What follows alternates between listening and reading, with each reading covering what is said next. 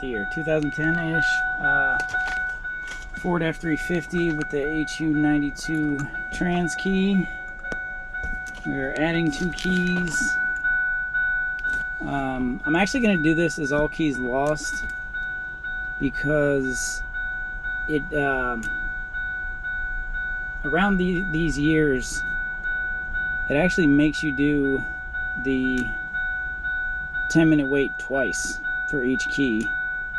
And if you do it as all keys lost, you do the 10-minute wait, and then you just cycle the keys, kind of like a GM. It just erases them, put 2 keys in, cycle them, takes them both, you say done, and then you get out. And it saves you from having to do the wait twice, because who wants to do that?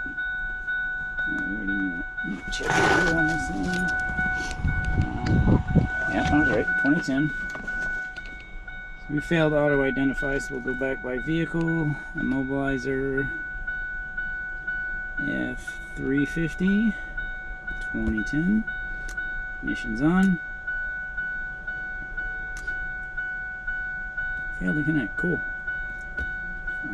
That's not what I meant to do.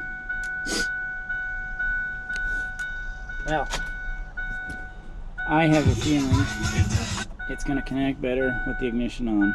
Pay attention, man. Like I said, we're going to do all keys lost. Yes, I have 2 keys and I want to continue. Failed to communicate. What is going on here? Let's try 2009.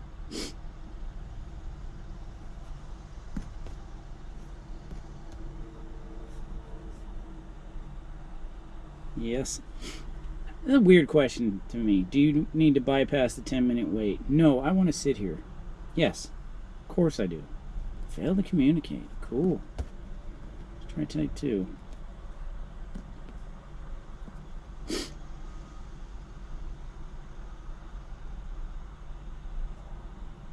There we go. Okay.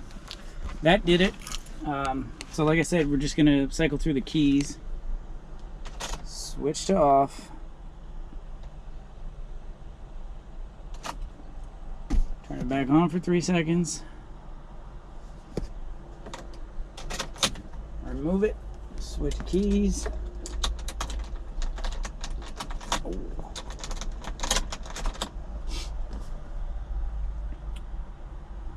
3 seconds. Remove. Okay, we should be done. Let's count the keys here. Number of keys is 2. So we are done. And it went just like I said it would. Well, minus the whole 10-minute wait. We could have done a key. I just don't know which ones are going to make you do that 10-minute wait twice. So as long as I have all the customers' keys and it's an option for me, I do it as all keys lost when I'm adding 2, so I don't have to wait twice. But that took 2 minutes and we're good to go.